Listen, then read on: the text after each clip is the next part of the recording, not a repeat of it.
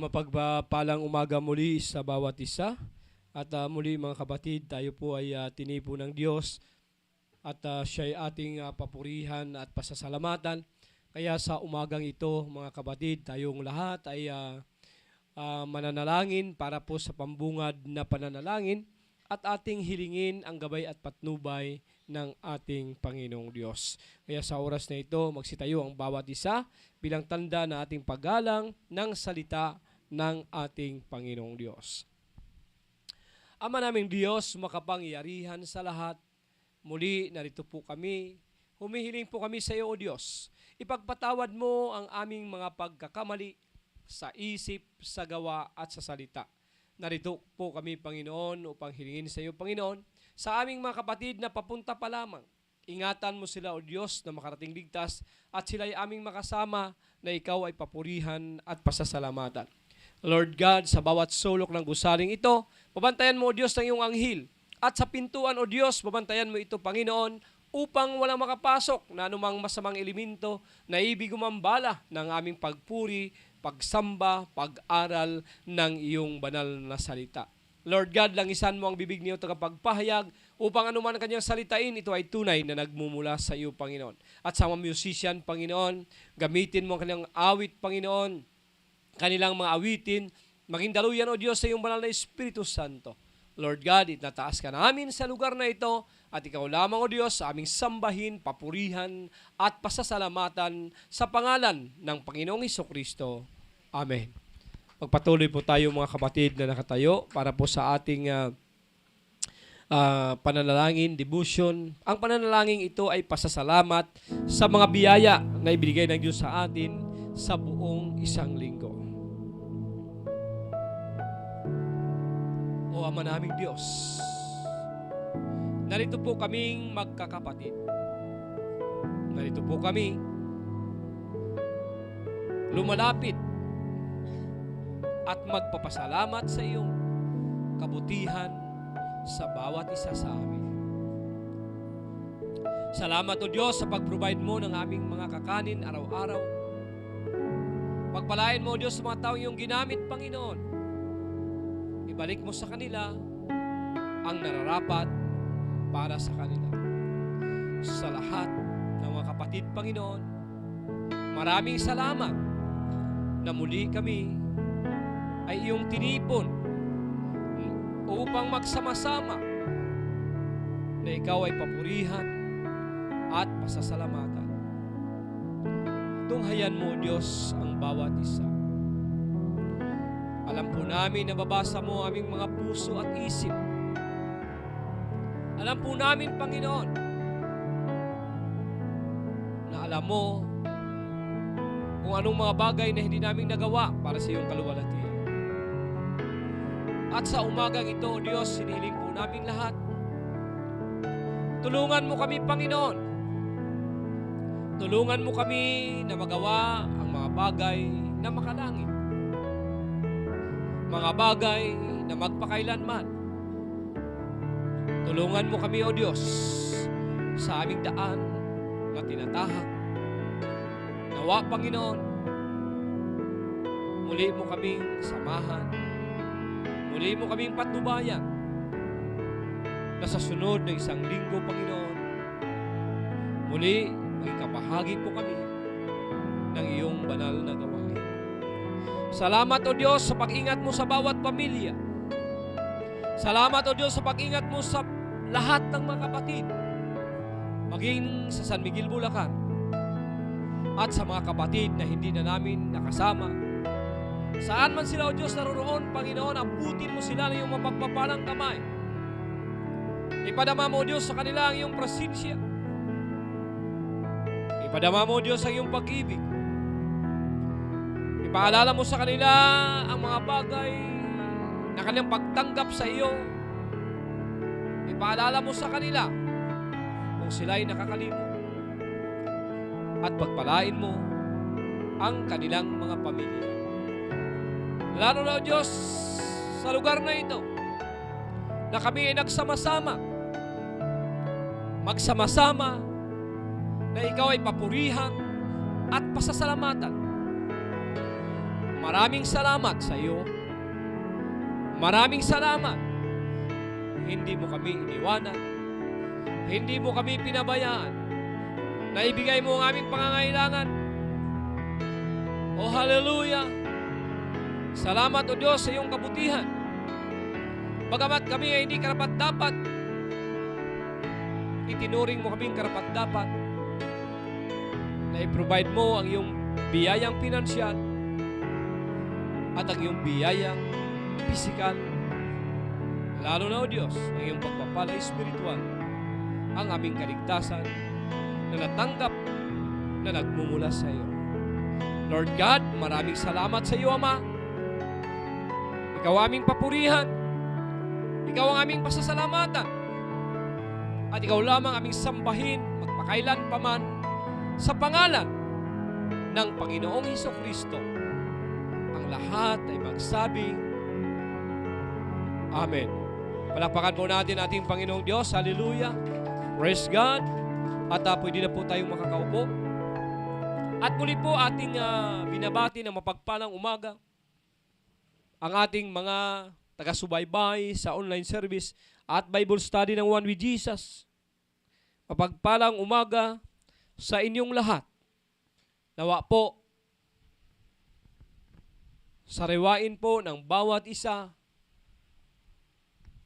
at magpasalamat kung gaano kahalaga ang kaligtasang ibinigay ng Diyos sa bawat isa po sa atin. Tandaan po natin, wala po tayong magagawa kung wala ang Diyos. Ano man ang ating pagsusumikap sa ating mga buhay ay wala po tayong magagawa kung wala ang Diyos. Kaya lamang kung minsan mga kapatid na ang tao ay kumikilos sa kanyang sarili, sa kanyang sariling kakayanan, at kung minsan ay nagtatagumpay, at minsan ay hindi magawa ang nais niyang gagawin. At sa oras na ito mga kapatid, muli, kapagpalang umaga sa ating mga taga-subaybay sa FB ng One with Jesus Faith Fellowship, sa ating YouTube channel at sa Apostolic TikTok. Kapagpalang umaga sa inyong lahat. Sa ating mga taga-subaybay, saan man kayo naroon, hindi pa namin kayo nakikita, pero alam ng Diyos ang inyong katapatan sa Kanya, at alam ng Diyos na sa oras na ito, niluwalhati ninyo siya, pinapasalamatan sa lahat ng mga bagay na ating nakamtan sa oras na ito. At ito na po, atin na pong tatawagin na ating unang tagapagbahagi ng salita ng Diyos, si Brother Prince Jeff Palabrica. Purihin po natin ang ating Panginoon sa pangalan ng Panginoong Hesukristo. Amen.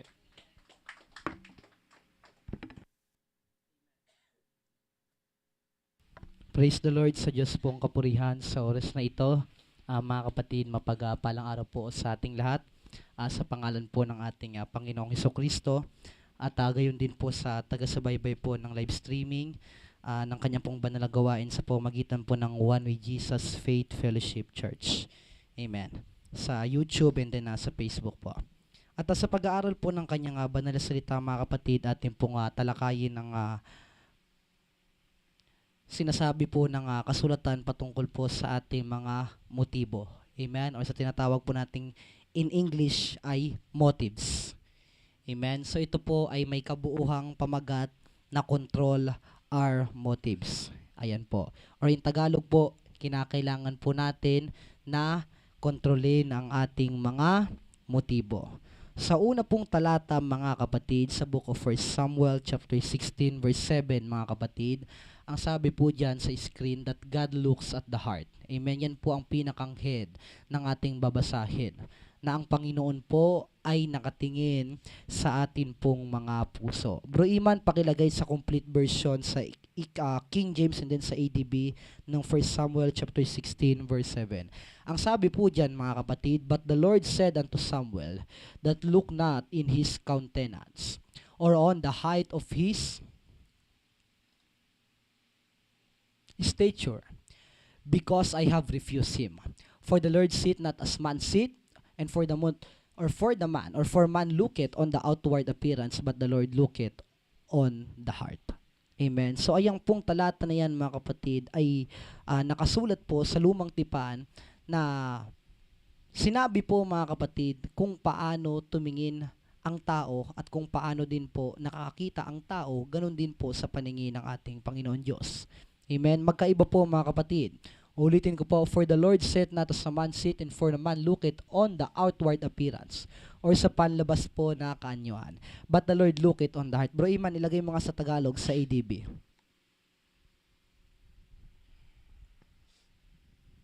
Ang sabi po, ngunit sinasabi ng Panginoon kay Samuel, huwag mong tingnan ang kanyang muka, kanyang taas ng kanyang kataasan, sapagkat aking itinakuli siya.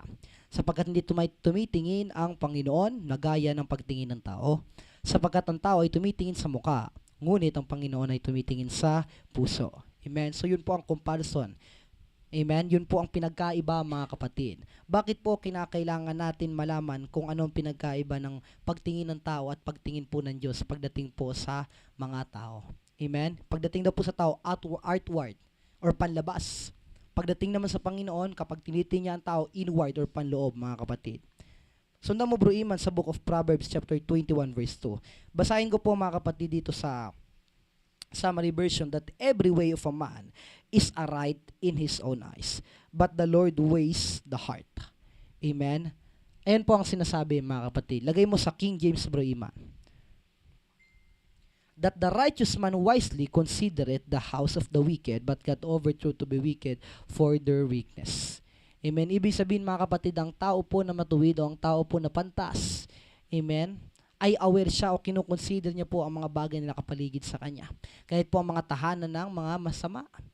Ang sabi din po dito, but God overthrew the wicked of their wickedness. Kasi po dahil sa kanilang kasamaan, dahil po sa kanilang puso na marumi, dahil po sa kanilang puso mga kapatid na hindi po naaayon sa ating Panginoon, yun po ang naging dahilan kung bakit ito po itinaboy ng ating Diyos. Amen? So nakita po natin kung gaano kahalaga ang ating puso. Sinasabi po ng Bible that God looks at the heart. Kaya nga po sinabi mga kapatid, God overthrew the wicked for their wickedness. Because of their wickedness, trino po sila ng ating Panginoon. Dahil po sa kanilang matinding kasamaan, itinaboy po sila ng ating Panginoon. Amen? So what if mga kapatid, kapag ang isang tao po ang kanyang puso ay masama? O what if po na ang isang tao mga kapatid, ang kanyang puso po ay hindi purify? Amen? Ang sabi po dito sa ADB, pinagninilay ng matuwid ang bahay ng masama kung paanong napapahamak ang masama sa kanilang pagkapariwara. Amen? Imagine that mga kapatid. Kapag ang tao po na masama, ibig sabihin, ang kanyang motibo din ay masama. At kapag ang tao po, ang kanyang motibo ay masama, saan po nanggaling? Doon po sa puso. Kaya po tinuturo ng Bible mga kapatid na ingatan po natin, or we have to guard our heart, because the Bible tell us mga kapatid that our God looks at the heart of every man. Amen? God looks at the heart especially of His children. Ang sabi po mga kapatid sa next na verses sa book of Jeremiah chapter 17 verse 10.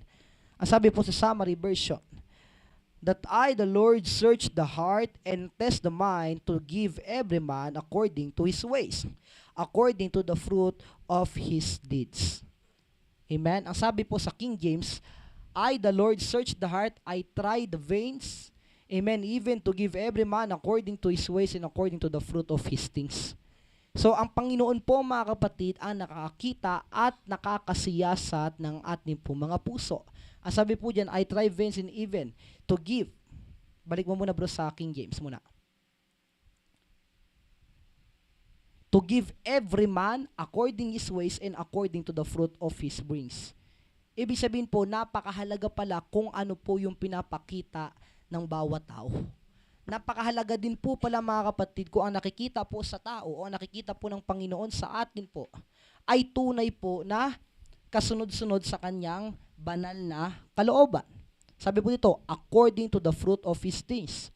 Kaya nga po kahit ang Bible nagsasabi, kapag konti ang ating itinanim, konti din ang ating aanihin.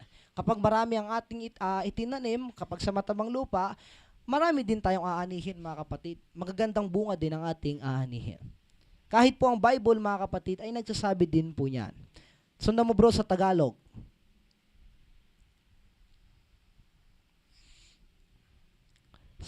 Akong Panginoon ay sumisiyasat ng pag-iisip aking itinatarok ang mga puso. Amen? So bago po natin ipagpatuloy na daw po sabi, sinisiyasat niya ang pag-iisip at tinatarok niya ang puso. Parehas po. Upang magbigay sa bawat tao ng ayon sa kanya-kanyang lakad, ayon sa bunga ng kanya-kanyang mga gawain. So halimbawa ganito, mga kapatid. We believe as a believer that our God is all-knowing God. Amen? Na alam niya po ang lahat ng bagay. Alam niya kung ano yung ginagawa mo, alam niya kung saan ka naroroon, alam niya kung ano bilang ng buhok mo, alam niya kung ano yung mga bagay na mangyayari sa iyo sapagkat siya po ay Panginoon na makapangyarihan. Pero katulad po ng ating binanggit na tinitingnan po ng Panginoon ang ating mga puso. So ipagpalagay po natin ganito. Meron pong dalawang tao, mga kapatid. Ang isang tao po na ang kanyang puso ay malayo na sa Panginoon. Ang kanyang puso, mga kapatid, ay malapit doon sa mga makamundong gawain, sa mga bagay po sa sanlibutan. Ngayon po, biblically, kapag ang isang tao daw po ay ganito, ano po ang sabi, mga kapatid? Ito'y nakikita ng Diyos. Amen? Ito'y sinisiyasat ng Diyos. At sa huling talata, mga kapatid, ay pinagkakaloob sa tao na ito kung ano ang sa kanya'y nararapat, kung ano ang sa kanya'y bunga. Ibig sabihin, mga kapatid, maaaring maranasan ng tao na ito ang masama at mabuting bagay sa kanyang buhay. Sa paanong paraan po? Kung ito pong tao po na ito ay malapit sa makamundong gawain, hindi po malabo na maranasan niya na siya ay magkaroon lamang ng panandaliang kasiyahan at pagkatapos mas malaki pa po yung kanyang kalungkutan kumpara sa kanyang unang naranasan na panandalian na kaligayahan lamang. Ibig sabihin, imbis na kapayapaan yung maranasan niya, puro kalungkutan. Amen? Sapagkat yung kanyang kagalakan, doon nakalagak sa makamundong gawain. Pag nalulungkot siya, anong gagawin niya? Lalabas siya. Kapag nalungkot siya, anong gagawin niya, mga kapatid? Pupunta siya doon sa mga kaibigan niya na wala sa Panginoon. Kapag nalulungkot siya, anong gagawin niya? Mag-iinom siya doon. Kapag nalulungkot siya, anong gagawin niya? Lahat ng bagay na makamundong gawain. At mga pagkakataon po na ito, mga kapatid, ay hinihintulutan ng Diyos upang maging aral sa tao na ito na kahit ano ang iyong gawin, kahit sino pang iyong hanapin, kahit ano pang iyong puntahan, hanggat hindi po natin binabago ang ating puso, hindi po natin mahahanap kung ano ang kalooban ng ating Panginoon. Wala din po itong pinagkaiba, mga kapatid, sa kabaliktaran naman, na kung ito pong tao na ito ay matuwid, lumalakad sa aral ng Diyos, nakikita po ng Diyos, mga kapatid, makaranas man siya ng paghihirap sa buhay dahil nga po nakikita ng Diyos ang kanyang mga ginagawa. Kung siya po ay nagpagal sa gawain ng ating Panginoon, kahit kailan, mga kapatid, hindi po siya pagkukulangin ng ating Panginoon. Whether it's financially, whether it's spiritually, amen? Your mental state, mga kapatid, ang sabi po ng Bible, hindi ka pagkukulangin ng ating Panginoon. Bakit po? Sapagkat nakikita niya, alam niya po, mga kapatid, biblically po, tayo po ay lahat na mula sa ating Panginoon Diyos. We are all created by God. Maybe our mother, our parents ay naging instrument upang tayo ay ipanganak. But without the plan and the will of God, baka hindi po tayo magkita-kita. Amen? Doon pa lang sa panahon, mga kapatid, na hindi pa tayo buo as a tao. Amen? Isa po sa pinagkaloob ng ating Panginoon Diyos sa mag-asawa, kung paano po sila makabuo ng isang pamilya na hindi po sa makamundong gawain, kundi ito po mga tao na ito ay maglingkod sa ating Panginoong Diyos. Imagine that, ikaw yung nauna. Ikaw yung ipinanganak, mga kapatid. Doon pa lang po malaki na ang purpose ng Diyos. Katulad nga po sinabi ng Bible, marami po ang tinawag, ngunit ilan lamang ang pinili. Kaya mapalad ka, mga kapatid, kung isa ka sa mga pinili, sapagkat yun po ay nagpapakita ng iyong puso. Nung una man na wala pa sa katotohanan, ngunit nakita ng Diyos na ang iyong puso ay naghahanap ng katotohanan, dinala ka niya sa katotohanan para mapalaya ka. God looks at the heart. Kung ang Panginoon po ay titingin sa ating outward, physical appearance, mga kapatid, katulad po ng tao, tayo po imperfect. Hindi po ba, mga kapatid? Hindi po tayo perfect. We are imperfect. Titingin ng Panginoon sa ating panlabas na kaanyuan. Titingin ang ating Panginoon sa ating nakaraan. Our past, mga kapatid, is talagang napakatindi. Salamat na lamang po sa ating Panginoong Jesucristo na tayo po ay kanyang ibinangon, mga kapatid, sa mga bagay na ito. Ngunit kung titingin ang ating Panginoon gaya ng ginagawa ng tao, wala po. Kahit siguro sa araw na ito po, kahit kunwari ikaw lang mag-isa, nandun ka sa bahay ninyo, saan ka man naroroon, baka hindi ka makapanalangin sa Panginoon. Baka hindi ka makapag-ugnayan sa Panginoon. Baka hindi mo madama ang presensya ng Diyos kapag ganun gagawin ng ating Panginoon. Yung titingnan niya palagi, yung basihan, yung parang ginagawa ng tao. Pero hindi po kasi ganun ang ating Panginoon. Kahit ano po ang ating nakaraan, basta nakita ng Diyos. Mga kapatid, ang ating puso ay tunay, ang ating pong puso ay naghahanap ng katotohanan, dadalhin niya po tayo doon. Ang sabi po sa book of Hebrews chapter 4 verse 12, "For the word of God is living and active, discerning the thoughts and intentions of the heart." Ang sabi po sa King James, "For the word of God is quick and powerful, and sharper than any twag, sword, piercing, even to the dividing asunder of soul and spirit, kaluluwa at espiritu, and of the joints and the marrow, and discerns of the thoughts and the intents of the heart." Bumabaon po, mga kapatid, maging sa kasu-kasuan ng tao. Amen. Tumututok po doon, mga kapatid, maging sa kaluluwa at espiritu ng tao. Ganyan po linarawan ang salita ng Diyos. Sabi nga po, ang salita ng Diyos ay buhay at mabisa at matalas kaysa alinmang tabak na may 2 talim. Diba? Imagine that, kung gaano po katalas ang tabak o kung gaano na lamang katalas ang ating mga ginagamit po na patalim. Amen? Kapag tayo po halimbawa nagluluto, amen, naghihiwa. Pero dito po, mga kapatid, hindi nalintulad na matalas kaysa alinmang 2 tabak at bumabaon hanggang sa paghihiwalay ng kaluluwa at espiritu. Ganun po katalas at kabuhay ang salita ng Diyos. Amen. Ang sabi po dito, bumabaon na. Kahit pa naghihiwalay, bumabaon pa rin. Ganun po katindi, ganun kabuhay.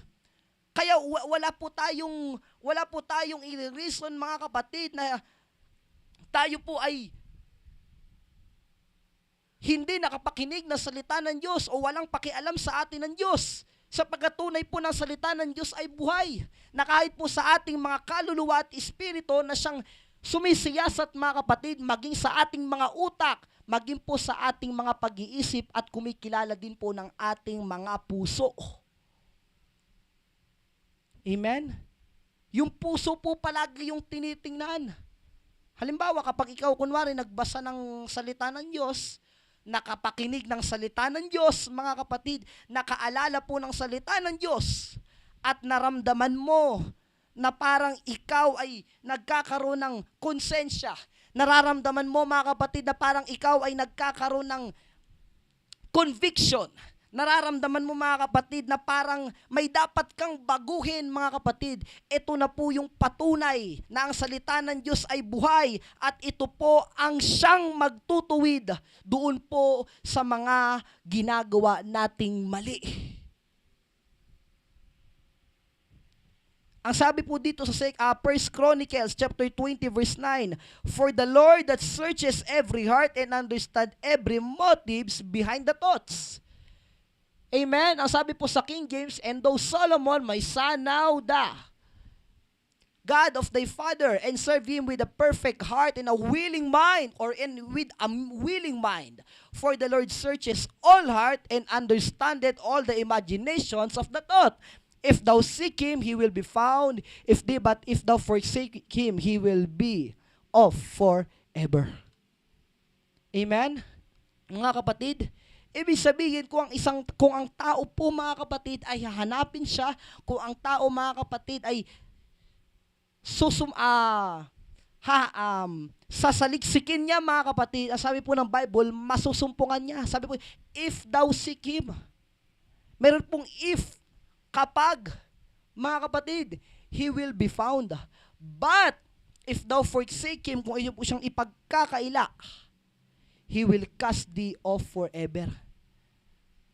That's why, mga kapatid, we have to make sure that our heart is guarded and guided by the Word of God. Ano po sabi sa Tagalog? At ikaw, Solomon, na aking anak, kilalanin mo ang Diyos na iyong Ama. At paglingkuran mo siya ng sakdal na puso at ng kusa ang pag-iisip. Sapagkat sinasaliksik ng Panginoon ang lahat na puso at naalaman ng lahat na ang akala ng pag-iisip. Kung iyong hanapin siya, ay masumpungan siya sa iyo. Ngunit kung pabayaan mo siya, kanyang itatakwil ka magpakailanman.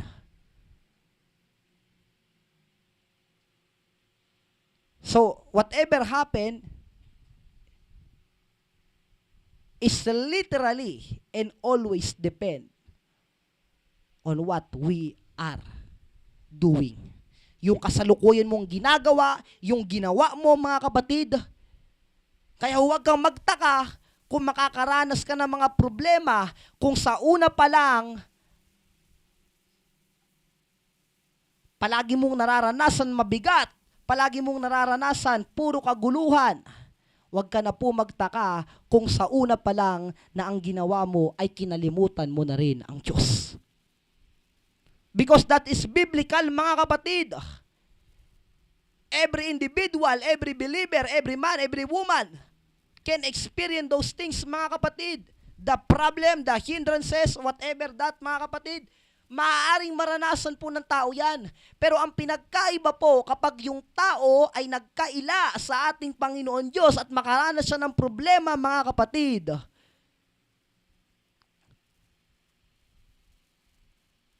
maging ang kanyang puso, maging ang kanyang buong pagkatao ay nakabalot na at nakagapos na po sa kamay ng kalaban.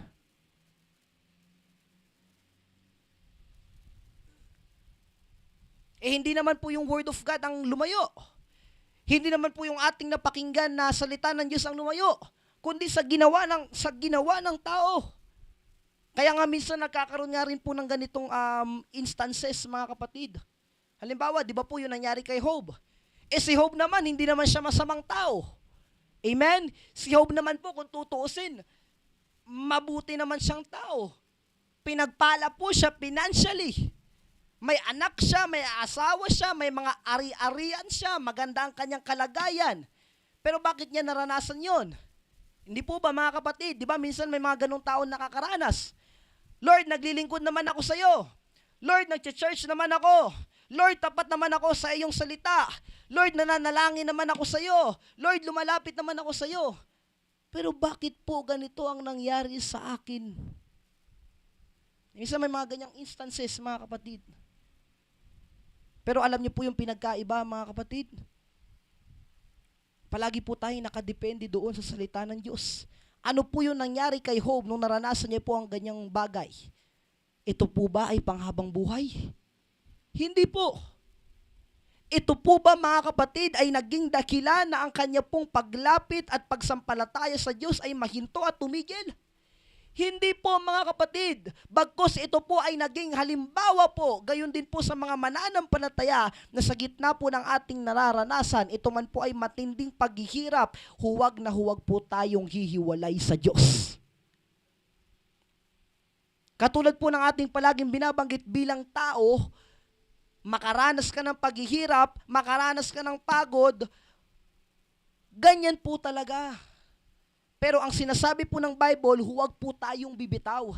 Kasi pag bumitaw na po tayo, wala na po tayong kakapitan.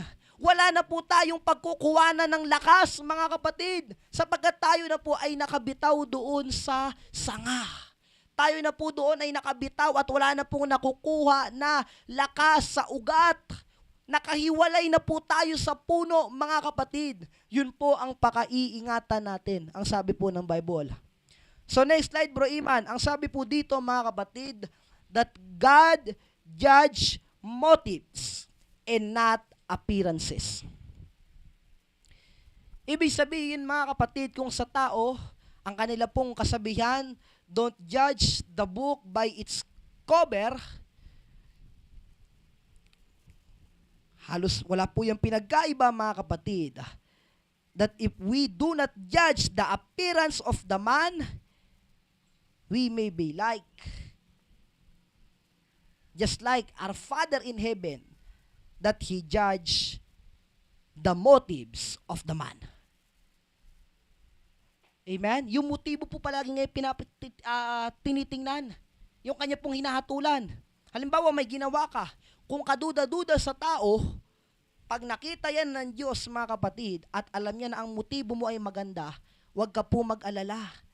Sapagkat darating po ang panahon na ikaw ay may gantimpala sa ating Ama na nasa langit. Pero ito po, dito po tayo mag-focus, always the motives. Gumawa ka ng isang bagay, ano po ba ang ating motibo? Amen po, naglingkod po tayo sa ating Panginoon, ano po ba ang ating motibo? Nagpahayag po tayo ng salita ng Diyos, ano po ba ang ating motibo? Lahat po ng bagay na ginagawa po natin, dapat kung may motibo man tayo, ito po ay mabuti. Katulad po ng ating Panginoon, He judge the motives and not appearances. So kahit pa kaduda-duda itong tao na ito, kahit pa ito'y parang iba ang appearance, physically, you discern that thing, that matter, maybe that's the first impression toward doon sa tao na iyon. But always, and remember, mga kapatid, that do not judge the appearance, but judge the motives. Kasi bakit kung tayo po'y mag-judge sa appearance, as like, katulad naman po natin, alam naman po siguro natin, yung iba nga na mukhang hindi magnanakaw, baka nga magnakaw pa Amen? Kasi doon ka naka-judge sa appearance. Pag titingnan mo siya, parang mabait. Pag titingnan mo siya, parang hindi babasag ng pinggan. Pero yun pala, siya pa yung maraming gagawing masama. Amen? Minsan makikita mo yung tao, parang yung kanyang muka ay kagagaling lamang, kalalabas lamang ng kulungan. Pero hindi mo alam, yun pala yung may mabuting puso. Kaya palagi po tayo mag-judge doon sa motive, doon sa inside. Pangalawa po, our hearts reveal who we really are. Amen? Nakadepende po palagi sa ating puso. Amen? Hindi po sa sinasabi ng katabi mo. Hindi po sa sinasabi ng kapwa mo. Hindi po sa hatol ng kaaway mo. Hindi sa pagkakakilala sa iyo ng kaibigan mo. Kundi po nakadepende palagi ang ating tunay na pagkatao sa atin pong mga puso. Ibig sabihin, mga kapatid, ma-misunderstood ka man ng iba, i-judge ka man ng iba, hatulan ka man ng iba, basta siguraduhin mo lamang na ang iyong puso po ay nakasentro sa ating Diyos na buhay. Ang pangatlo po, ask God daily to purify your intentions, or rather, our intentions. Amen? So because we depend on our God, mga kapatid, you have to ask Him daily, every day, every time, every minute, to purify the intentions of our heart.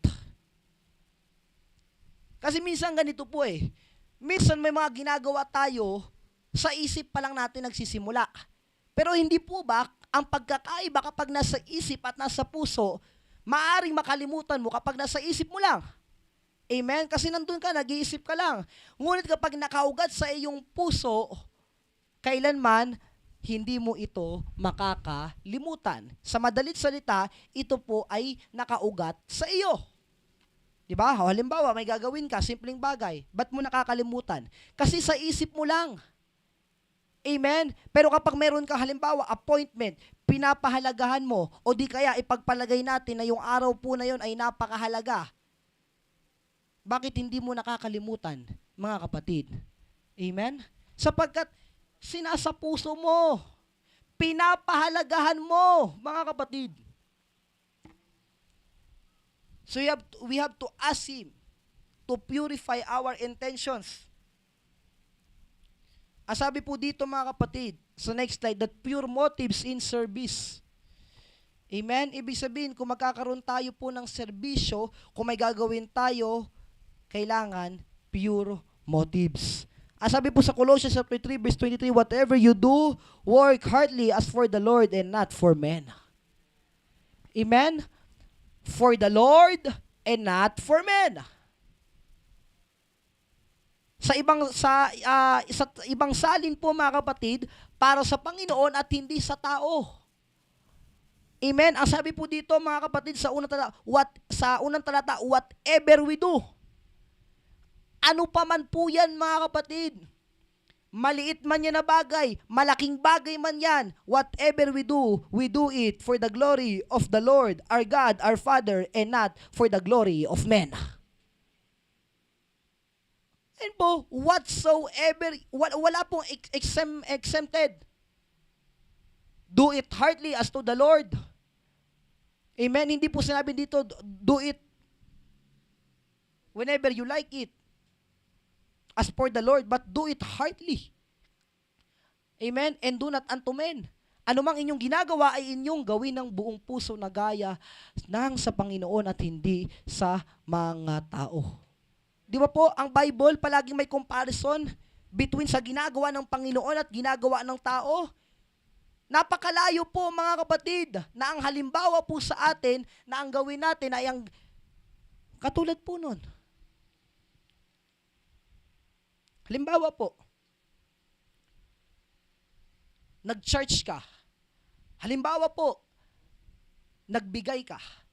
O di kaya, gumawa ka ng mabuti sa mga kapatid sa pananampalataya. But the question, ay ginawa mo ba ito ng pure intention with all your heart for the glory of God? And not for the men? Because sometimes, if we experience the praising, the loud voice of the people behind you, cheering, glorifying you, saying, nagsasabi sa iyo, ang galing-galing mo, napakabuti mo. Minsan, hindi po malabo na itong mga tao na ito ay maging katulad na rin ng mga Pariseyo. Why? Because they are hunger. Gutom po sila at uhaw sila sa mga kapurihan. Gusto po nilang palaging binabanggit sa kanila na ikaw ay mabuti. Gusto po nila na palaging binabanggit sa kanila na ikaw ay sumusunod sa salita ng Diyos. Gusto nila palaging binabanggit sa kanila, hindi ka gumagawa ng masama. Kung tutuusin naman po, di ba, kapag ganun yung gagawin ng tao, di ba maganda naman po? Pero ang tanong po kasi dito, mga kapatid, kung hindi po sila gutom at uhaw sa mga papuring tao. But I believe naman, mga kapatid, naniniwala naman po ako sa pangalan ng ating Panginoon na kapag tayo o dito po sa ating mga kapatid sa pananampalataya ay gumawa ng isang bagay, ako po'y naniniwala na ito po ay inyong ginawa sa pangalan ng ating Panginoon. Ngayon, kung meron man pong ilan, hindi man siguro sa loob, o hindi ko naman po siguro taraw ang puso't isipan po ninyo, mga kapatid. Diyos na po ang bahala. Amen? Kasi siya naman ang nakakita eh. Hindi nakita ng kapwa mo kung ano yung tunay na nasa puso mo. wag ka po mag-alala, nakikita po ng Diyos. Ang Diyos po ang bahala kung dapat mong layuan, kung dapat kang maglaylo, whatever that matter, kung ano yung dapat mong gawin sa sitwasyon po na iyon. Sapagkat palaging sa Diyos po dapat tayo nakabase. Kasi kung atin pong gagawin yung unang, or yung siguro, we consider that as a tradition, mga kapatid, yung parang palaging ginagawa ng tao, na nakadepende na lamang palagi doon sa mukha kang mabuti, para kang hindi gagawa ng masama, marami pong maliligaw. Amen po? Hindi po ba? Marami pong maliligaw. Kasi yun yung paiiralin natin yung tradisyon na tao. Alam mo, ikaw, parang ang buti-buti mo. Parang mapagkakatiwalaan ka. Hindi mo alam, siya pala yung may pinakamaraming sama ng loob sa'yo. Di ba po mga kapatid? So, wala na. Kaya nga po, paalala po sa atin, sa ating pinag-aaralan, that pure motive in service. Nagserbisyo ka, gumawa ka for the glory of God. Praise Him, praise the Lord if you do that with pure motives and pure intentions. Kaya pansinin niyo po, kung may mga tao, hindi man sila palasimba, may mga tao na hindi naman sila ganun ka-active sa gawain ng Panginoon, but still their hearts ay may pure intentions pa rin, nandun maganda yung kanilang nararanasan, maganda yung kanilang buhay, kasi kahit pa paano po nag-glorify ang Panginoon. But wag niyo po sanang ma-misunderstood na hindi na kailangan na mag-church. Kasi kung itong mga tao nga pala na ito, binibless naman ni Lord kasi ang kanilang puso ay mabuti, ibig sabihin kahit ako pala, kahit hindi na rin ako mag-attend ng service, kung ang puso ko naman ay mabuti, ay ibibless na rin ni Lord. Ang aking buhay, ibibless na rin ni Lord, mga kapatid. Amen? Diba? Kahit po sa Bible, mga kapatid, nagsasabi po, even our gathering, ang ating pagtitipon, huwag rin po nating kalimutan. Now, however, ito po, sundan natin sa book of Matthew chapter 6 verse 1. Sabi po sa summary version that beware of practicing your righteousness before other people in order to be seen by them. Sabi po sa King James, take heed that ye do not your alms before men to be seen of them, otherwise ye have of reward of your Father which is in heaven. Don't worry kung hindi nila makita yung effort mo. Don't worry mga kapatid kung hindi po nila makita yung ginagawa mo. Diba? Sabi po dito, ye do not your alms before men to be seen of them. Gusto mo palaging makita, hindi nila nakita. Baka mapagod ka mga kapatid. Ang dami mo nang ginawang effort, ang dami mo nang ginawang pagpapagal, ang dami mo nang ginawang lahat ng bagay ginawa mo na, hindi pa rin nakita ng tao. Mapapagod po tayo. But don't worry mga kapatid, ang sabi po ng Bible, otherwise we have a reward to our Father in heaven, which is in heaven. Amen? Meron po tayong reward, mga kapatid. Gumawa ka para sa Panginoon, tumulong ka doon sa nahihirapan, hindi naman nakita ng kapwa mo, ka-brother, ka-sister, hindi naman nakita ng pastor mo, sa paningin mo ang palagi na lamang nakikita, ano ka rin? Kumbaga parang nagtatanim ka ng hatred. Halimbawa lamang, tapos hindi niya nakita yung ginawa mong ganon. Don't worry mga kapatid. Hindi ka naman gumawa para sa kung kanino man. Tayo po ay gumawa sa ating Panginoon. Tayo po ay gumawa para sa kapurihan ng ating Ama na nasa langit. Yun po yung dapat i-practice natin mga kapatid yung ating service. Di ba po halimbawa, kahit po sa literal na business service, ano po bang ginagawa? Di ba po nagsiservice sila? Amen. Even mga kapatid, for example, magkaroon halimbawa ng platform, katulad kunwari ng Shopee, ng Lazada, na imbis na ang kanilang products ay bibilin at o-orderin, halimbawa yung kanilang gagawin, service. Kapag halimbawa, kinontak mo itong isang Shopee, halimbawa, pwede na silang maglinis ng buong bahay mo. Kasi service yung kanilang pinoprovide. Pwede na silang maglinis kunwari ng sasakyan mo kasi service yung kanilang pinoprovide. And that service, mga kapatid, ay wala pong pinagkaiba sa mga service na pwede rin po nating gawin para sa Panginoon. Amen? Kung ikaw ay nagsiserve, minsan, siguro, yung ilan po sa atin sa trabaho, yung ilan po siguro sa atin, mga kapatid, sa mga ibang bagay. But remember and do not forget that we are here to serve our Lord, our one God, and His name is Jesus. Di ba po ang terminology palaging ganito? Pupunta ka sa church, anong gagawin mo? In English, ako ay magsiserve. In Tagalog, ako ay maglilingkod. Para po kanino? Para sa aking Ama na nasa langit.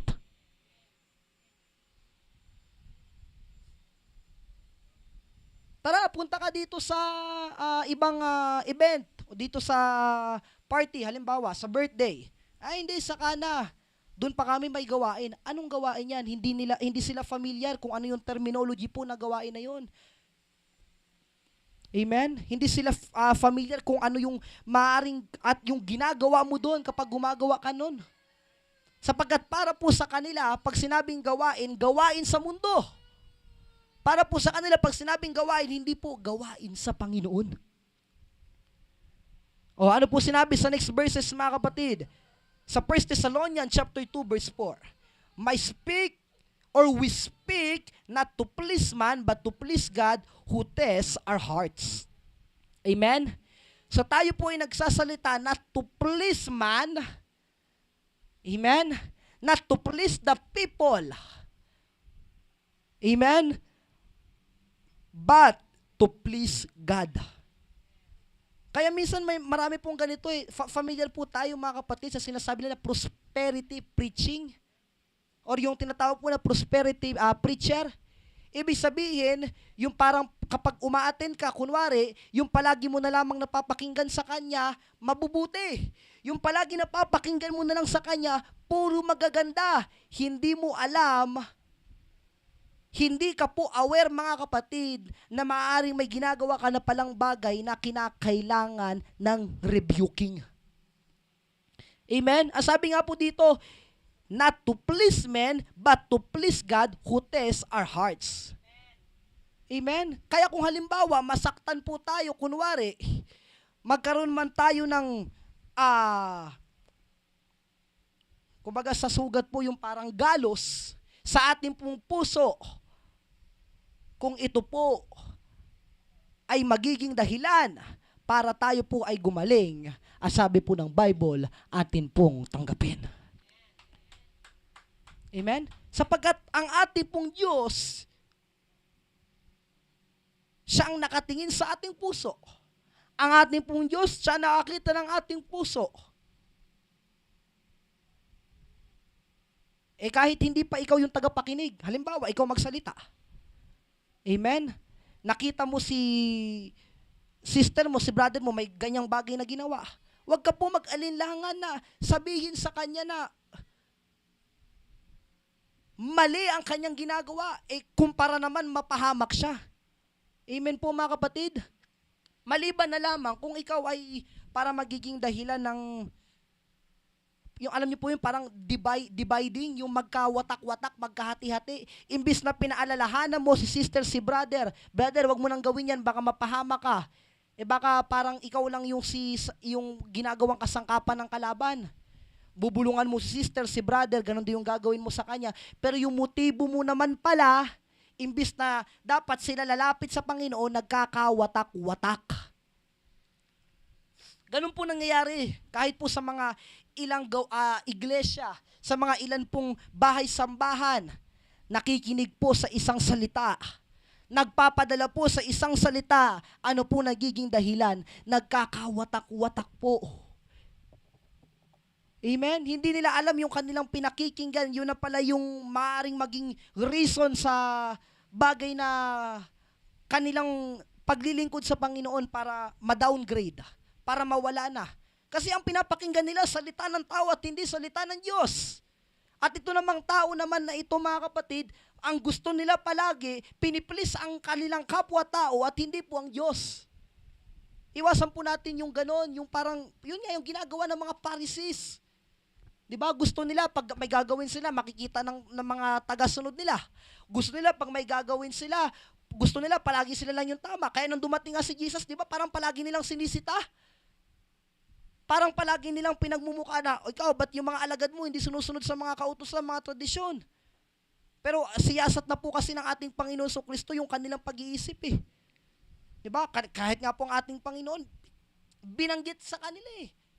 Amen? Kahit po dun sa mga tao eh, naparito kayo sa ibang pangalan. Kung paparito ang ibang pangalan, tatanggapin ninyo. Pero ako na'y narito, sabi po ni Jesus. Pero ayaw ninyo akong tanggapin. Amen? Ganun po yung nature ng tao, mga kapatid. Ito po, sundan natin sa book of Matthew, chapter 25.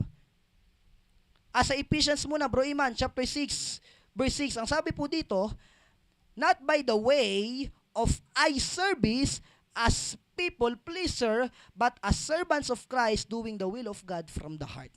You know what, mga kapatid, ilang beses na po natin nabanggit na tayo po'y maglingkod ng naaayon para sa ating Panginoon.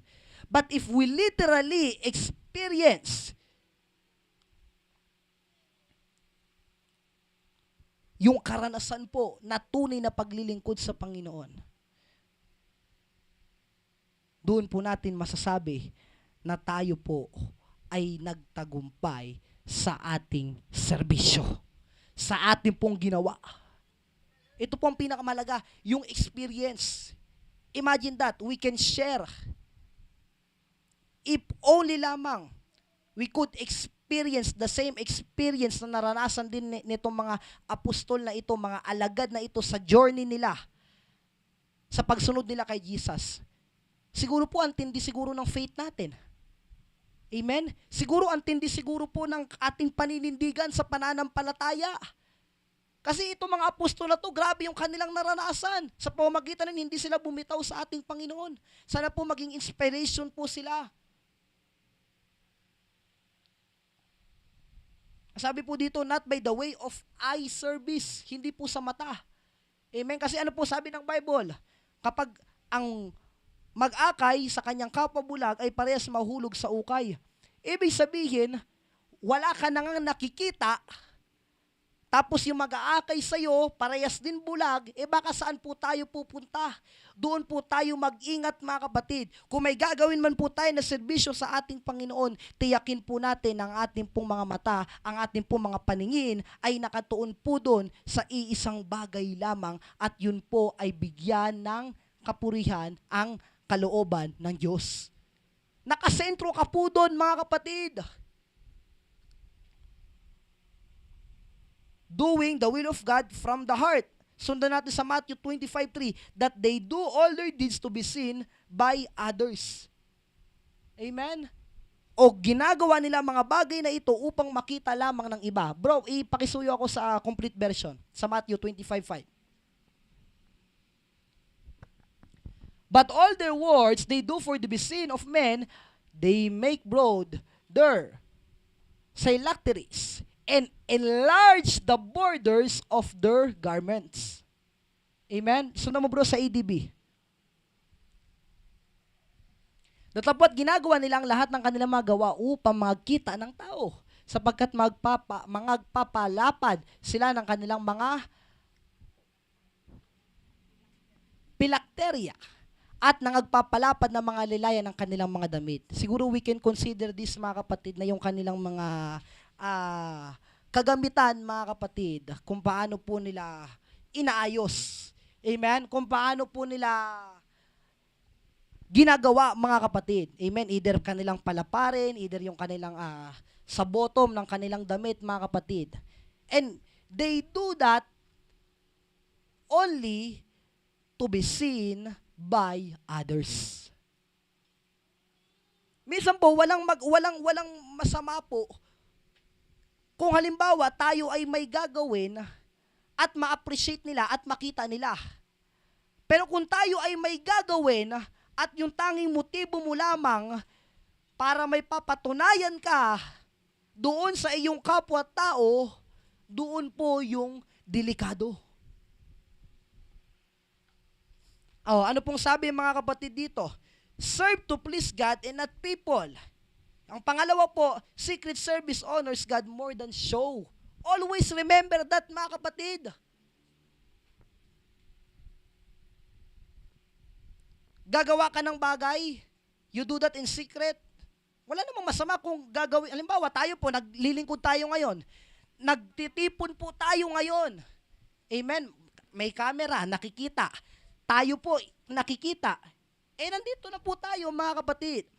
But what I mean is this.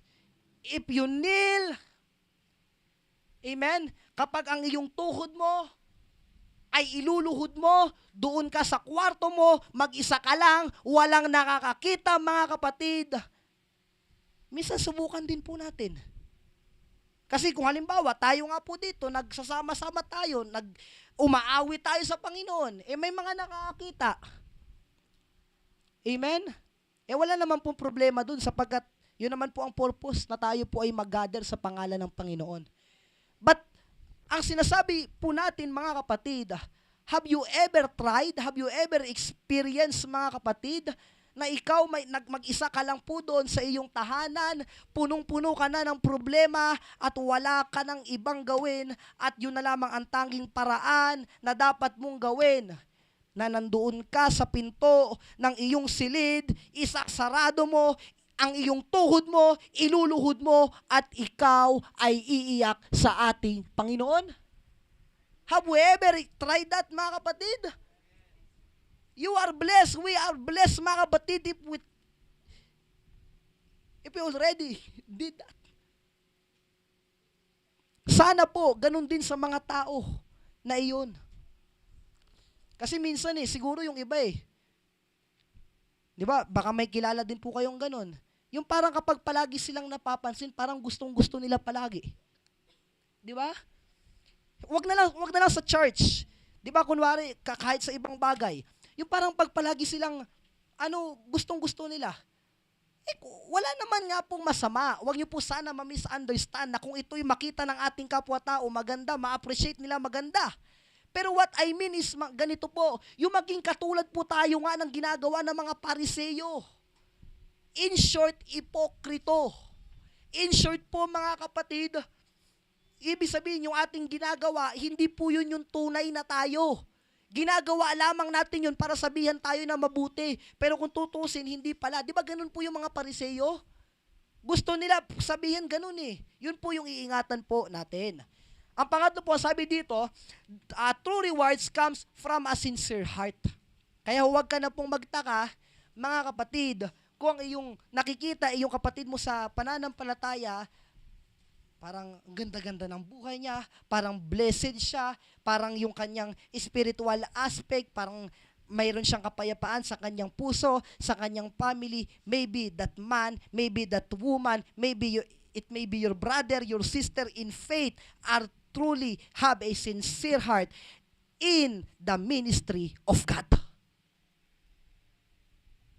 Yun po yung secret Magkaroon tayo ng sincere heart sa ministry ng Diyos. Doon na po ngayon ibubuhos ni Lord ang blessing. Sabi po sa book of Matthew chapter 6 verse 33, but seek ye first the kingdom of God and His righteousness, and all these things shall be added unto you, or all these things shall be added unto us. If you seek first the kingdom of God.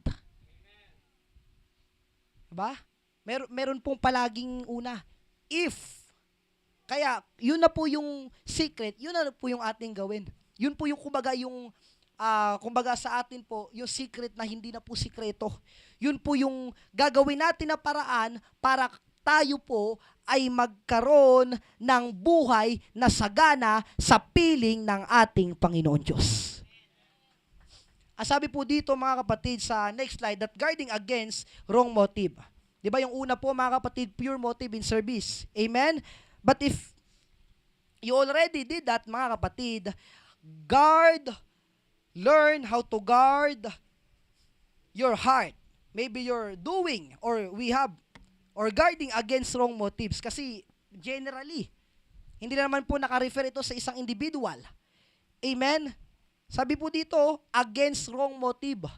May mabuting motibo, may masamang motibo. Ang sabi po sa James chapter 4 verse 3, you ask and do not receive because you ask with wrong motives that you may spend it on your passions. Eh, di ba, yun nga pala mga kapatid Di ba siguro sabi ng ibang tao, di ba sabi ng Bible, ask and you shall receive. Pero nung nag-ask ako sa Panginoon, bakit hindi nagkaroon? Bakit wala? Kasi yan po ang sagot ng Bible, mga kapatid You ask and do not receive because you ask with wrong motives. Amen? Maybe hindi mo pa nakikita yon. But because of our God is all-knowing God, He already see that. He already seen that, mga kapatid, na yung hinihiling mo, maaaring hindi makabuti para sa iyo. O halimbawa po, ganito, Lord, bigyan mo naman ako ng maraming limpak-limpak na salapi. O ipagpalagay na po natin na yung intention mo, itutulong ko naman to sa gawain, itutulong ko naman to sa mga taong nangangailangan. Pero Lord, sana magkaroon ako ng ganitong bagay. Maybe, meron nakita ang Diyos na hindi mo nakita. At nakita po ng Diyos, mga kapatid, na baka kapag sa panahon na yun mismo niya ipinagkaloob yung bagay na hinihiling mo, baka imbis na lalong mapalapit ka sa Panginoon, mapalayo ka na sa Panginoon. Maybe may ganyan po. Hindi po natin pwedeng i-disregard po yan kasi maaaring pong mangyari yan. Kaya, ano man yung ating nararanasan po sa ating buhay, be grateful. Be thankful, mga kapatid. You know what? And you know why, mga kapatid?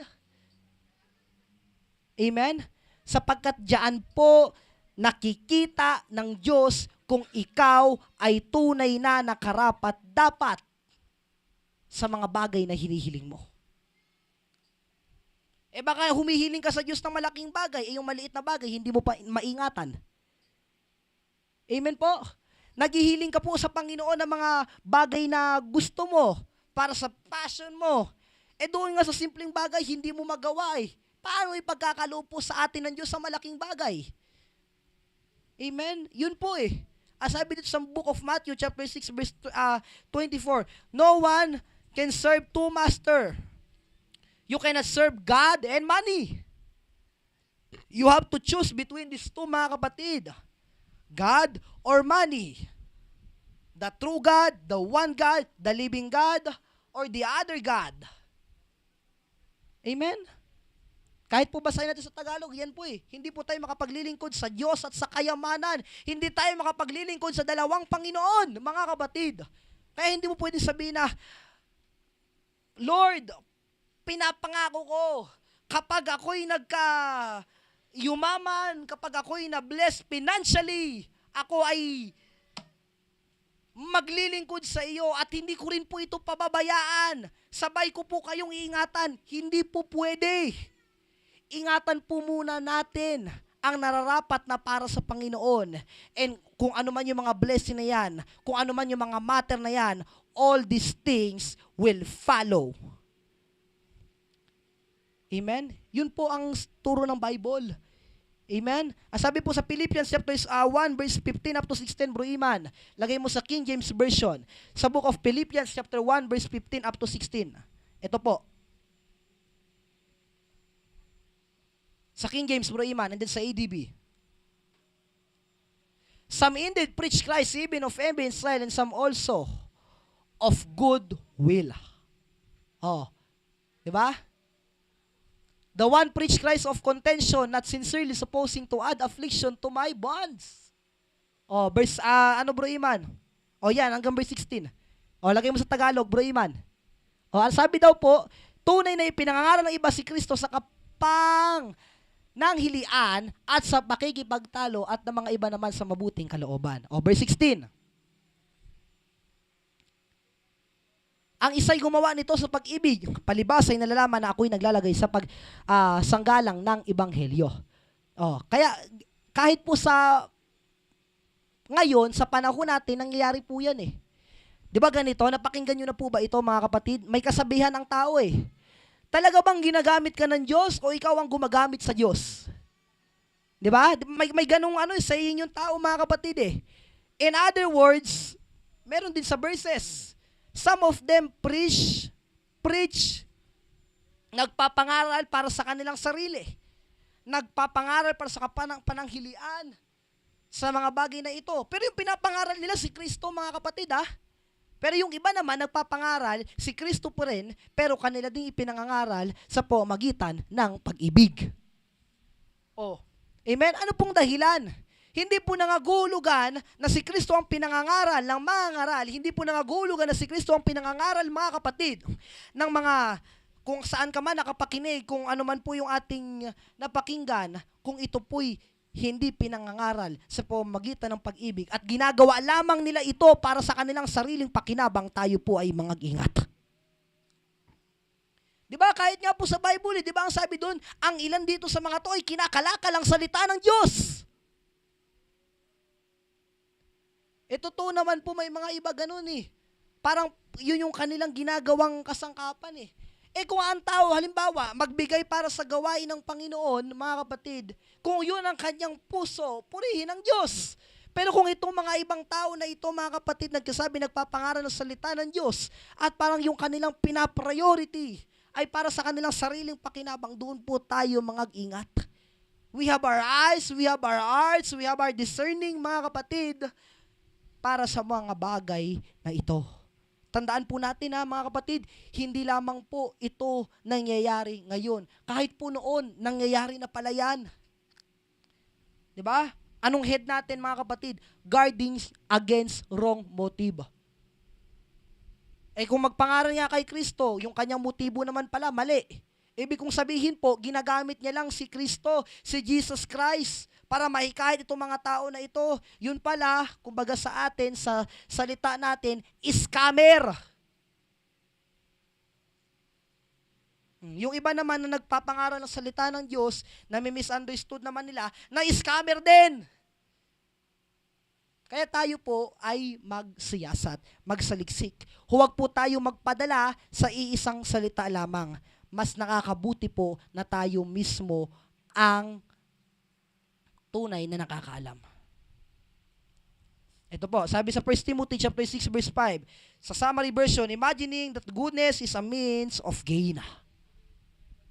Amen? Ang kabutihan po, mga kapatid, ay siyang nagiging bunga. Ay siyang nagiging, kumbaga in other words, mga kapatid, yung parang nagiging outcome. Amen? Sabi po dito, perverse disputings of men of corrupt minds and this teachute of the truth, supposing that gain is godliness, from such withdraw thyself. Diba? Meron na palang mga gawang corrupt. May mga gawang hindi na pala nararapat. In short, kumaga yung gawang masama. Ito po sa EDB, pagtaltalan ng mga taong masama ang pag-iisip at sa lahat sa katotohanan at pagsipag-akala ng mga kabanalan ay paraan ng pakinabang. Di ba po? May warning ang Bible Ano ba yan? Pure motives o wrong motives? Ano ba yan? Pakinabang ba yan talaga sa Panginoon o pakinabang sa iyo? There are warnings, mga kapatid. Even sa Book of Acts, chapter 8, verse 21. Pakibuklat, Bro Iman, sa King James Version, sa Book of Acts, chapter 8. Thou hast neither part nor lot in this matter, for thy heart is not the right in the sight of God. Or in other words, your heart is not the right before God. If your heart is wrong, or if your heart is not pure enough, just be careful, mga kapatid. Just make sure your heart is purified before God. Kasi doon ang titingin po ang Diyos. Ano po sabi dito, mga kapatid? Wrong motives, black prayers. Kahit maghapon ka nalangin dyan, kahit maghapon ka nakadapa dyan, if your motive is wrong, if your motive is not good, mga kapatid, it will always block your prayer. Ano pong sinabi ng Bible, mga kapatid? Amen? Ang ating pong Panginoon ay tunay na makapangyarihan. hindi maiksi ang kanyang mga kamay upang tayo po ay kanyang abutin. Pero ano yung nagiging dahilan para hindi niya po sagutin ang ating panalangin? Ano po? Yung mga gawang masasama.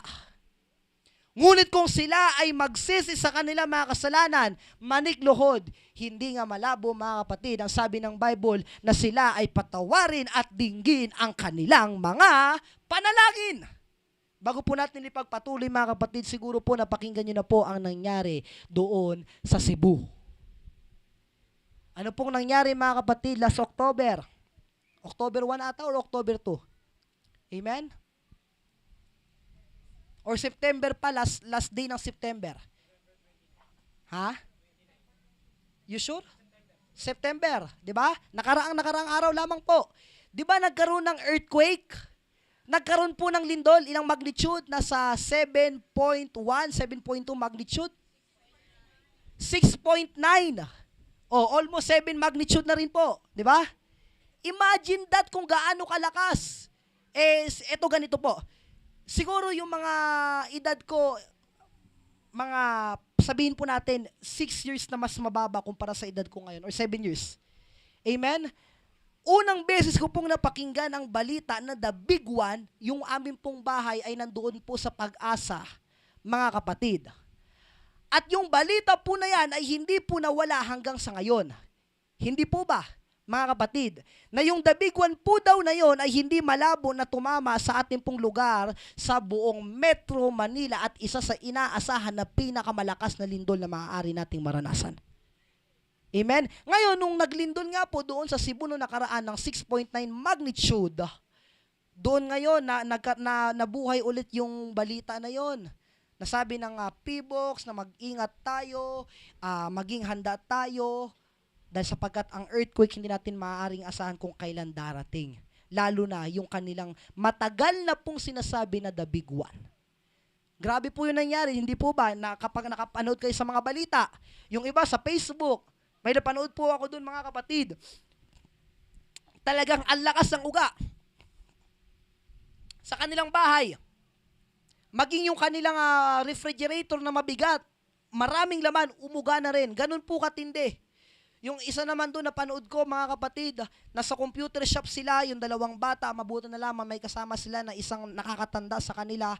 Nung nagkaroon siguro ng pag-uga, natakot yung mga nagko-computer na mga kabataan, tapos ginanon po ng ng mama yung dalawang bata. Pero ang dami na naranasan eh. Yung iba pa nga po, di ba, namatay na aksidente. Hindi po nila inaasahan yun At kailan nangyari po yung oras na yun? Gabi. 10 po. Dito tayo natutulog. Hindi natin alam, may nangyayari na pala na lindol doon sa ibang lugar. Sa Visayas. What if po mga kapatid, nangyari sa atin? What if nagkaroon din ng lindol sa atin? Mga kapatid. Kung halimbawa doon pa lang sa araw na yun, mabagsakan ka ng mabibigat na bato, hindi mo sigurado yung buhay mo. Hindi ka lumapit sa Panginoon. Hindi mo alam, hindi ka tiyak.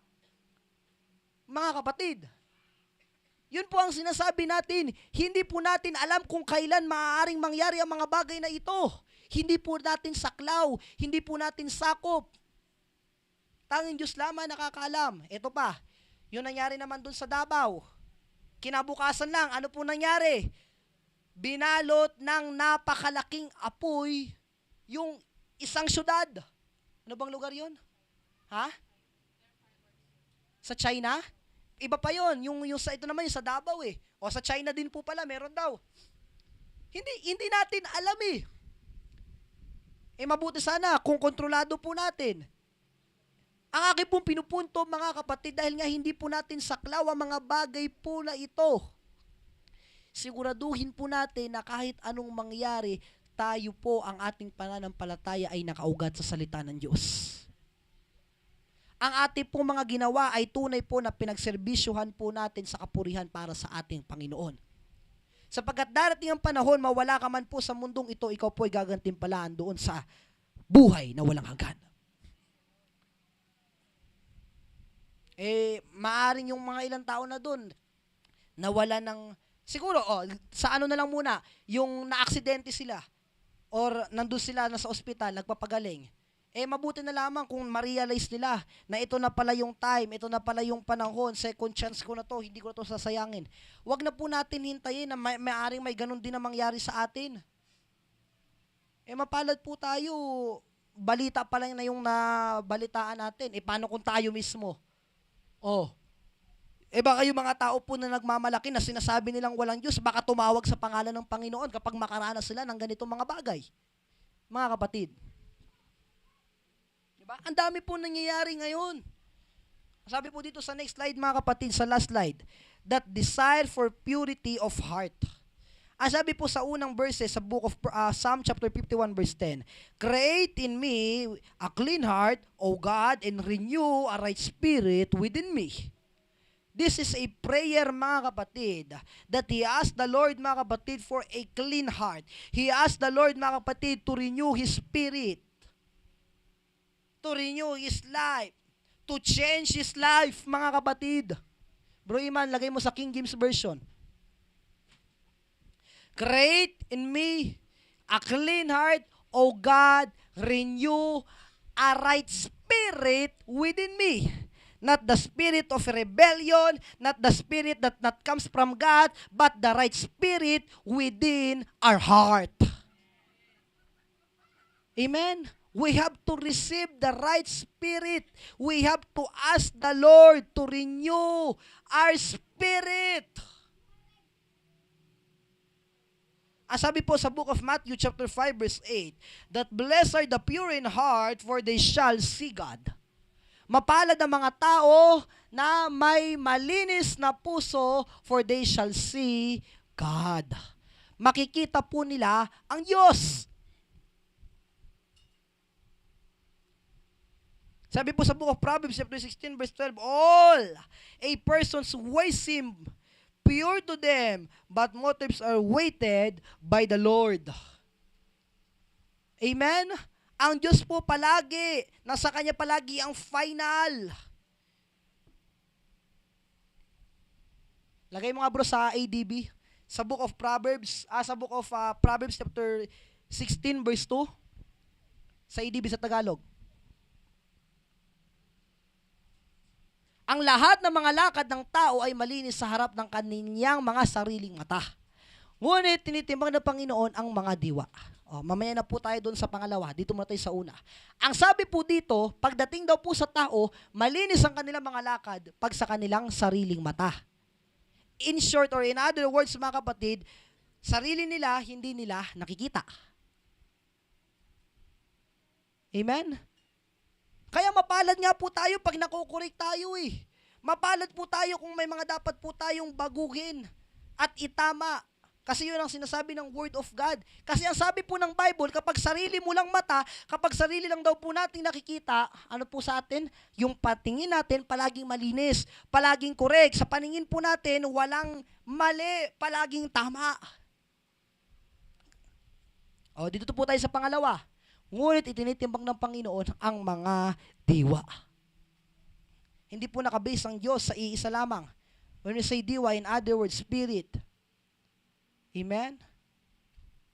And in biblical term, mga kapatid, if there's a spirit and then there's a soul. A spirit and the soul. In short, mga kapatid, our own character, outside and inside. Amen? Labas at panloob. Praise the Lord. Ang sabi po sa book of Psalm chapter 139 verse 23 up to 24, bro Iman. Sa book of Psalm chapter 139, 23 up to 24. Siyasatin mo ako, O Diyos, at alamin ang aking puso. Subukin mo ako at alamin mo ang aking mga pag-iisip. Praise the Lord. Verse 24. At tingnan mo kung may anumang lakad ng kasamaan sa akin at patnubayan mo ako sa daang walang hanggan. Sana po dumating yung time, mga kapatid, na kapag tayo po ay humiling at manalangin sa Panginoon, hindi po natin makalimutan banggitin ang mga salitang ito. Ang sabi po, mga kapatid, sa book of 2 Corinthians chapter 1 verse 12, that our conscience testify that we have conducted ourselves in the world with integrity and godly sincerity. Yung ginawa sa iyong konsensya, mga kapatid, you conducted yourself in the world. Maybe nadadala ka ng mga bagay sa mundo. You conducted yourself upon this thing. Bro Iman, pakilagay muna tayo sa complete version, sa King James. Ito po ang sinasabi. For our rejoicing is this, the testimony of our conscience, that in simplicity and godly sincerity, not with fleshly wisdom, but by the grace of God, we had our conversation in the world, and more abundantly to your word. Amen? Kasi aware naman ang ating pong Panginoon. Alam niya eh. Hindi po natin masabi na hindi niya alam, kasi alam na alam niya po na ang ating mundong kinagagalawan ay nakapaligid na masama. Ng ating pong mundo na kinagagalawan, gusto po tayong agawin ng masama. Kaya yan po ang sinasabi, mga kapatid, not with fleshly wisdom, but by the grace of God. Maybe you try to do that thing. What kind? Amen? Na meron kang pure desire with your heart. But if you do that with your fleshly wisdom, with your own knowledge, with your own capacity, mga kapatid, and not by the grace of God, you cannot do that thing. Tanging habag niya lamang po, tanging ang kanyang grace ang humahatak po sa bawat isa sa atin para po makalakad sa mga bagay na ito. Kaya kung tinulungan ka po ng kanyang grace, kung tinulungan ka po ng kanyang habag, kung tinulungan ka po ng kanyang awa, tayo rin naman po ay magsumikap na panatilihin ang mga bagay po na ito, bagkus pagbungahin pa po. Ang sabi po, mga kapatid, that pray for a clean and renewed heart and purity draws us closer to God. And number 3 is sincerity and integrity always reflect Christ. Amen? If you have sincerity, if you have integrity, you always reflect Christ within you. Ibig sabihin, nakikita po ang ating Panginoong Jesucristo sa iyon. Kasi meron kang sincerity, meron kang integrity, mga kapatid. Amen? Bro Iman, sundan mo sa book of Galatians, chapter 1, verse 10. Ito po ang ating last verses. Sa book of Galatians, chapter 1, verse 10. Ang sabi po dito, living with God-centered motives. Amen? So, Bro Iman, for do I now persuade men or God? Or do to be seek please men? For if I yet please men, I should not be the servant of Christ. Imagine that, mga kapatid. How strong that word. Amen. For that matter, that if that man are there to please his own fellow man, they are not worthy to serve. They are not worthy to be a servant of Christ. Sapagkat ako'y bagay na nagikayat gayon sa mga tao o sa Diyos? That is the question po, mga kapatid. O ako bagay pagsisikap ng mga magbigay lugod sa mga tao? Kung ako'y magbibigay lugod pa sa mga tao, ay hindi ako magiging alipin ni Kristo. You will not be a servant of Christ if you will continue to serve and please your own fellow men. So in order to be able a truly servant of God, a true servant of Christ, mga kapatid, panatilihin po natin sa ating mga puso ang motibo na nanggagaling po doon sa kalooban ng ating Ama. And by doing that, mga kapatid, we will be always and we can always control our motives. Palakpakan po natin ang ating Panginoon. Tayo po tumayo at manalangin. Praise the Lord. Ipikit po natin ang ating mga mata, mga kapatid, at hinihiling po natin sa oras po na ito na si Sister Dalen po ang mag-lead po ng prayer.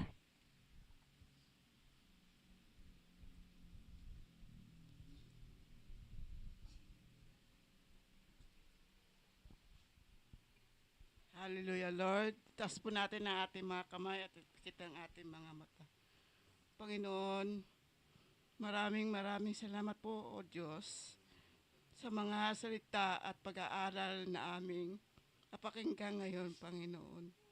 Nawa, Panginoon, hinihiling po namin, nawa ito'y pumasok sa aming puso't isipan, Lord. At ito'y aming ipamuhay habang kami nandito sa lupa, Lord God. Huwag niyo po kami pabayaan, Panginoon. Lagi mo po kami ingatan, Lord. Huwag mo po kaming ipahintulot na lagi po kaming inaakay ng mga masasama, Panginoon. Tulungan mo po kaming maging matatag, Panginoon. Magsilbi kami sa iyo, Panginoon, ng buong puso't kaluluwa, Lord God. Hallelujah. Hallelujah, hallelujah, Lord. Pakinggan niyo po ang aming samot dalangin, Panginoon. Dahil sa mga tanda niyong pinapakita, Panginoon, nararapat lang po na magbalik loob na po ang mga tao sa iyo, Panginoon. Hallelujah. Lord God, sa iyo na po namin pinapubaya ang aming kinabukasan, ang aming pamilya, at aming mga buhay, Lord God. Maraming salamat po. In Jesus' name, hallelujah. Amen.